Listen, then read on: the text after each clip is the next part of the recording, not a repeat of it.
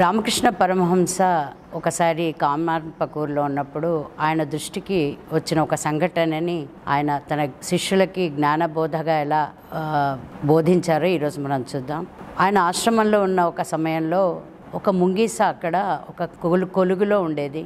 రోజు ఆయన దాన్ని చూసేవారు. అది ప్రశాంతంగా లోపలికి వెళ్ళి హాయిగా ఉండేది. కాసేపు బయటకు వచ్చేది, మళ్ళీ లోపలికి వెళ్తూ ఉండేది. కానీ అలా సాగల దాని జీవితం. ఒక చిన్న సంఘటన జరిగింది. అక్కడ చేరిన అల్లరి పిల్లలు దాని తోకకి ఒక రాయి కట్టడం జరిగింది. ఆ రాయి కట్టాక ఆ ముంగిస కలుగులోకి వెళ్ళలేకపోయింది. చాలా ప్రయత్నం చేసింది కానీ వెళ్లకుండా బయటే ఉండిపోయింది. ఎందుకంటే ఆ రాయితో పాటు ఆ కలుగులోకి వెళ్ళేంత ద్వారం అక్కడ లేకపోవడం వల్ల.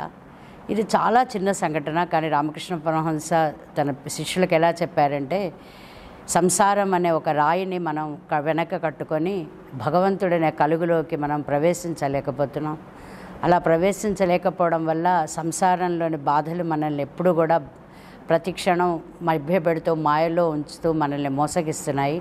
కాబట్టి ఆ రాయి అనే సంసారాన్ని మనం అందరం కనుక తీయగలిగితే ఆ ముంగీసలాగా కలుగులోకి వెళ్ళి మనం హాయిగా ప్రశాంతంగా జీవించవచ్చు అని, ఇది మనందరం కూడా సాధనా మార్గంలో ఉపయోగించుకోవాల్సిన గొప్ప నీతి పాఠం. శ్రీమాత్రే నమః.